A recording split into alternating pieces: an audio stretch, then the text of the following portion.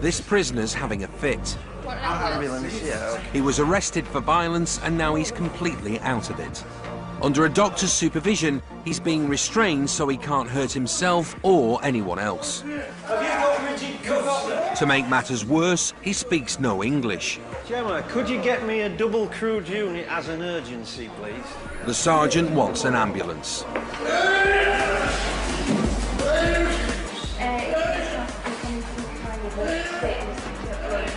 He's shaking and he's foaming at the mouth with blood coming out of his mouth.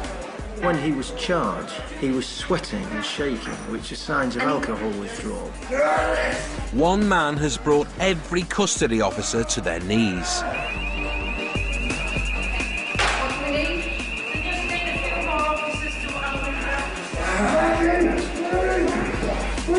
CID, then uniform arrive as backup. This guy's built like one of the entries to World's Strongest Man. He's had a fit, he's panicking. Calm down, down. What happens in a busy custody suite when there's no one left to hold the fort? It's sounding here. Down. Welcome to the lockup. On the northeast coast, the city of Hull gets its fair share of booze-related crime. Of 25,000 arrests every year, more than a third involve drugs or drink. And most end up here at the custody suite of Humberside Police Headquarters in Priory Road.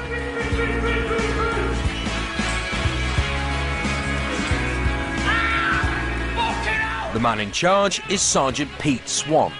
You had your say. I don't want to listen to you either. That's why you're going to a cell. He leads a team whose job it is to look after everyone, no matter how drunk they may be. Wake up.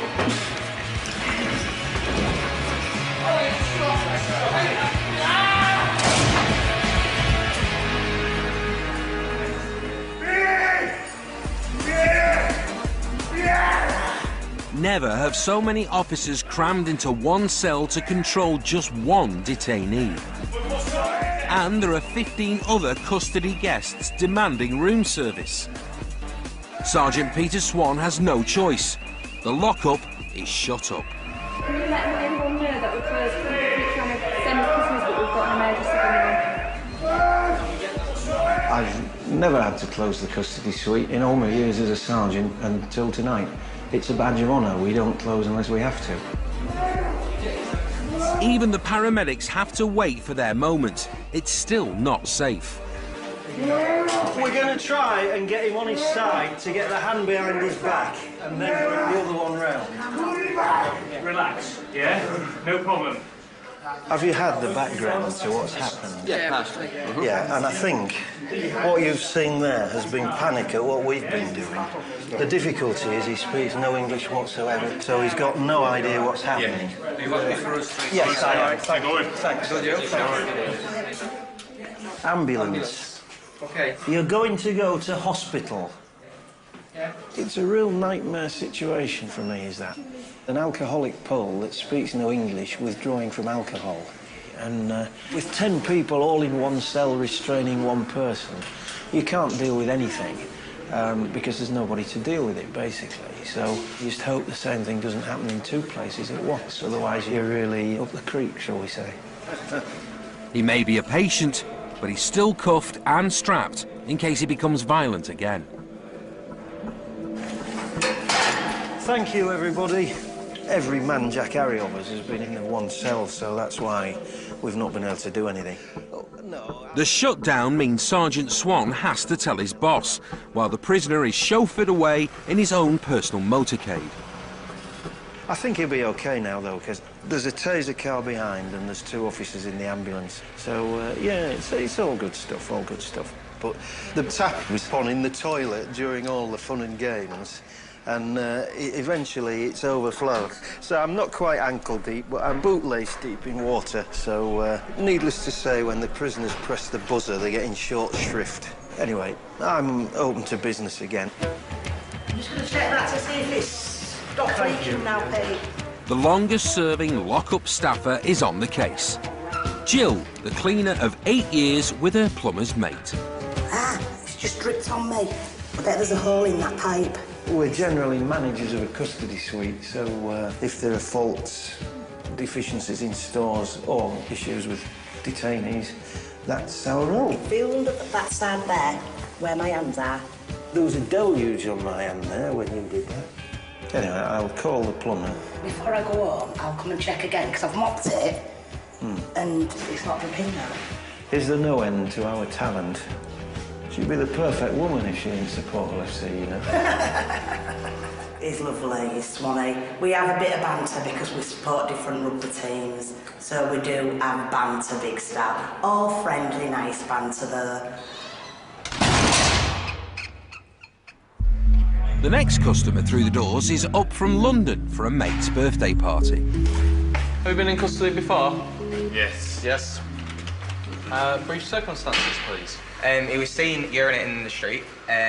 He was clearly in drink. And he clearly still is.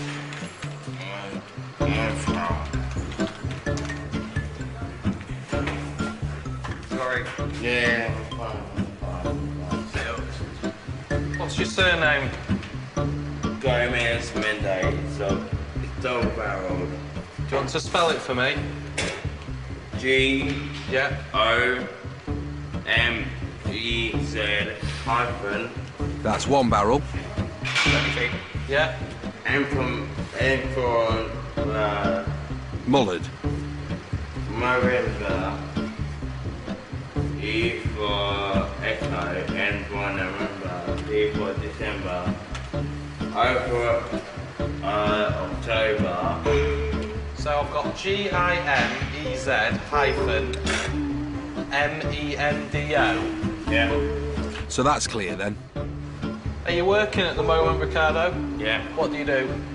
Investment broker. Restaurant? No. No. Investment Yeah. broker. Ah, right. I ain't got investment broker. What sort of line of work is it? Where do you... Is it Estate in a bank? What is it? Estate agent. Estate agent. Try that. Ricardo has an international portfolio. Do you speak any foreign languages? I do. What do you speak? Spanish, Yeah. Japanese, Yeah. Italian, Yeah. Is that it? Mandarin, Mandarin. Yeah. Any more? and that's it. That's it. Yeah. That's enough, isn't it? What size shoe do you take? 7.5, but I'll always buy 8. 7.5, but you always buy 8. Okay. Easy.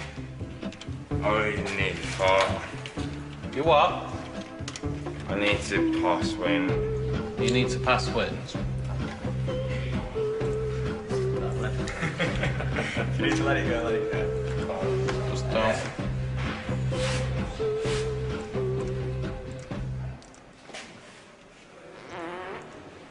And that's everything.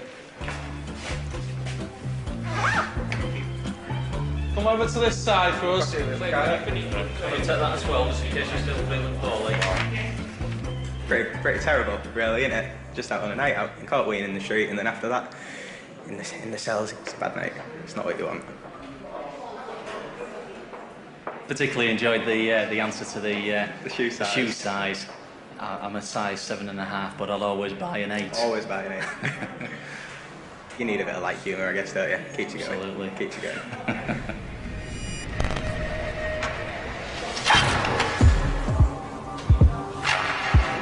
At check-in, another victim of booze is on the way. 1, 2, 3, 4, 5 times 2010. The list of previous offences goes on and on. Once last year. Criminal damage. Public nuisance. DP has contacted police on 999 system as she wanted a lift from one address to another.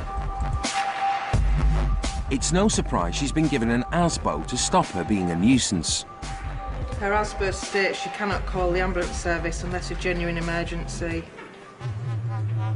DP has called 999 and then declined ambulance services when they attend.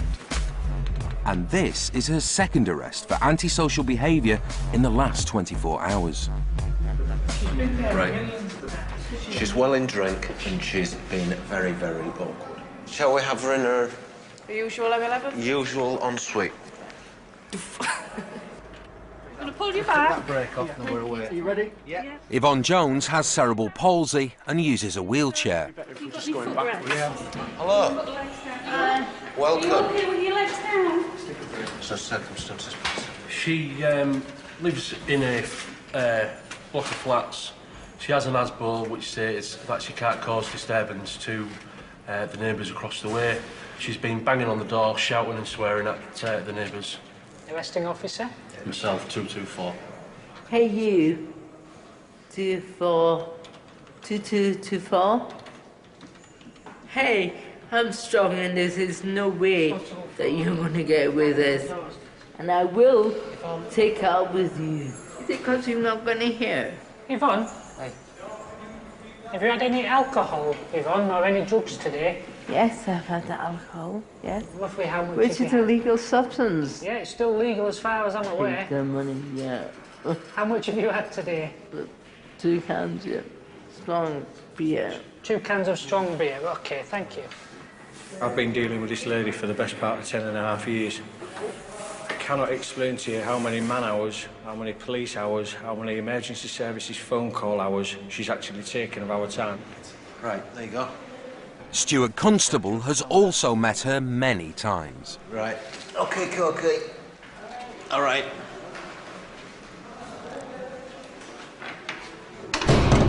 It looks awful. No, she's in a wheelchair, and when she does come into custody, she refuses to move, and also she's difficult to the point of being obstructive. Hey, Yvonne. How are you doing? How are you doing? I'm giving you paracetamol. Yvonne is well known to the custody nurses. Prescribe you back. She comes across as genuine, but she also comes across as attention-seeking. She's quite bright, and I believe she's well aware of the consequences of her actions, and she knows when she phones 999 that there's a good possibility she will end up back in custody. But while she's here, she's got a lot of attention. She's got people looking after her. Which I believe is the underlying motive of why she makes these phone calls.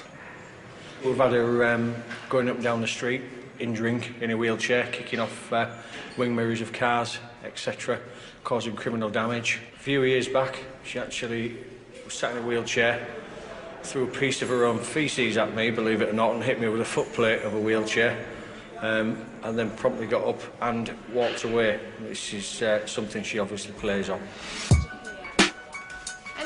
Only yesterday, Yvonne was in for abusing the 999 system again.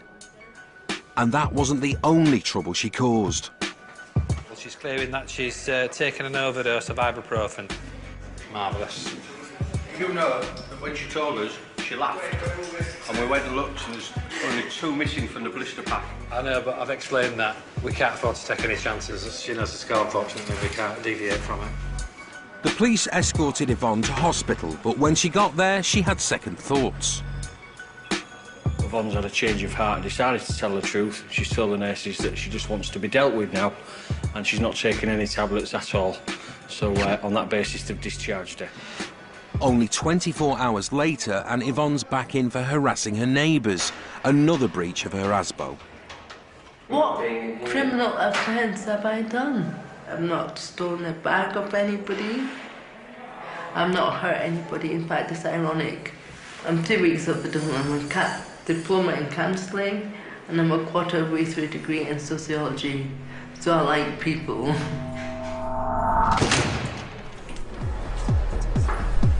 Domestic violence is often the result of over-drinking. Kerry Taylor and her partner were on the lash until she reported him for attacking her. Sunday, Kerry. Evening, Kerry. Have you been in custody before? But now Kerry's been arrested for attacking the police. We attended in relation to a domestic incident, and I tried to move her out of the way. She's punched me in the arm. So she was restrained and arrested. Yes, she did. That's a lie. It's not a lie. That's a lie. That is not a lie. There was a report of a domestic incident So we attended to make an arrest, and at that point, the alleged victim didn't want us to make that arrest, I think. Within the melee, a police officer was assaulted by the victim, so the offender was arrested, and so was the victim for assault police. Right, what injuries have you got? I've got fucking loads. Then. Right, I'll put them down. And that. You're right. All right, so we will investigate that matter and then you'll be interviewed. Just going downstairs. Detective Coupland is on the case of the victim who phoned up the police but was brought in as the attacker. 2:30? Yeah. Tell us what went on. Right. Sat watching TV, as you do. Knock at the door, let them in. What have they said to you when they've arrived? Is he here? So I've said no. Said we can hear him. I said, all right then, so what? And when you're referring to is he here, presumably you meant you're referring to Peter. But they did find Peter, her boyfriend of 20 years, and nicked him too. Mr. Webster, you've been arrested for an alleged assault on your partner or former partner, so I'm authorising your detention here while we investigate that. He's also been attacked by his own dog. A dog was set loose, presumably with the intention of biting police officers, but it decided it would bite anybody, and it actually bit the alleged offender. So there was now an angry victim, angry offender, angry dog, and astonished police. And then starts running around my house like psychos. With that, a little staffy starts ragging on Peter's foot. This officer's account does mention the little staffy. Peter made a reference that he would get the dog off in his own way. He would, but they had his fucking hands pushed so far up his head, even God himself wouldn't have been able to move. Fair enough. Do you want to just pull your... Do you want to show my colleague? Yeah. He's got a few... Oh, is that from the dog? Well, it's either that or one of your lot biting me. Yeah, right. I'm not a biter, sir. More of a lover. Peter's not smitten, he's bitten. Now there's blood pissing out all over the floor. So I stood up to go stop the dog, and she grabbed my arm, twisted it round, and then pushed me head like that on the cardboard unit, hence this. OK. Which police officer was that? Ugly looking bird, about here. Dad, gingery, reddy, brown, and she wears too much makeup. No. Any special diet needs? Yeah, I eat steak every meal. Right. Did you hit her at any point? No. Violence isn't my thing. She said that you raised your right arm, drew it back slightly, and punched her in the left bicep. Can you remember doing that? Well, I tell you what, I've read some fairy tales in all my life, but that takes the biscuit.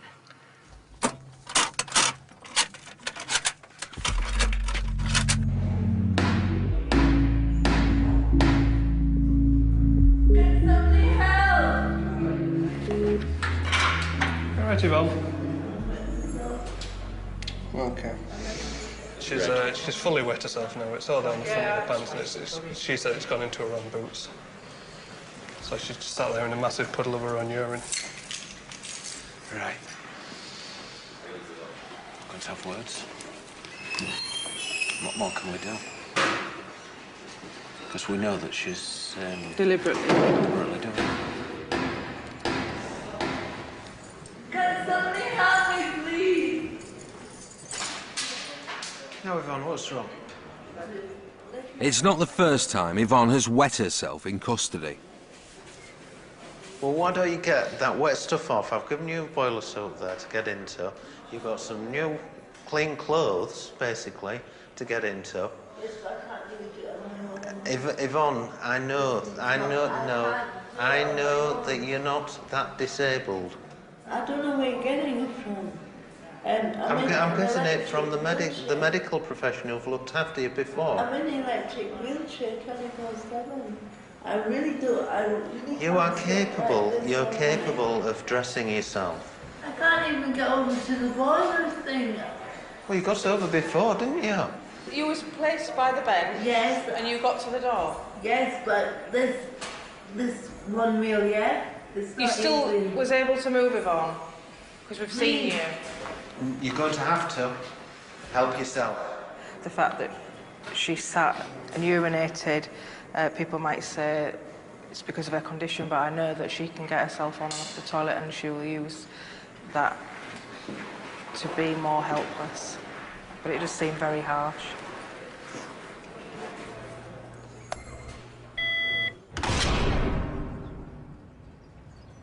Sarah is making us some cappuccinos that the sergeant's brought in little packets.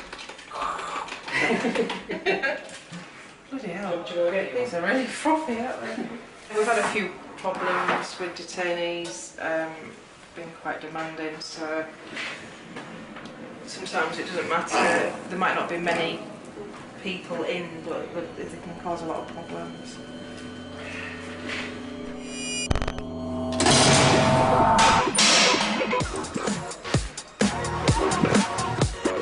The party goes on. This boozer's been bounced for stealing a handbag at a 21st birthday bash. Samantha McLean was grabbed by the boyfriend of the bag's owner. Hey, Samantha, everybody that comes into custody has to go through a risk assessment so that whilst you're here, we can look after you. Yes. Set questions that I ask everybody. Have you had any alcohol or drugs in the past 24 hours? I've had alcohol. What alcohol have you had? A lot of drinks. What, have you got any money? We have, yes. Yeah, I've got some money. We've got 2 20s and 3 10s, but we're seizing those. Why? As evidence to either prove or disprove your innocence or guilt. It's a load of shit. I Yeah, came well, out with that money. I got grabbed by my throat by some stranger. Okay, Sam, you are 18 years old or older and have been arrested for a trigger offence, namely theft. Yes. I, PC 123. I'm now going to ask you to provide a sample of saliva for testing in accordance with the Police and Criminal Evidence Act 1984. Yes. The purpose of the test is to find out whether you have the evidence of the presence of crack cocaine or heroin in your body. Yes. If the result of the test is positive, you may be required to attend an initial and a follow-up assessment with the drugs worker and to remain for its duration. Just do my spit test. I don't need a lawyer. I'm innocent and they're going to see Right, that. Samantha, I need you around here, please. Just take a seat on that grid here. We drugs test everyone arrested for offences like theft because there's always a suspicion that they're stealing to fund a drug habit. It's going to be quite a bright light. I just need you to swing round and look into camera for me.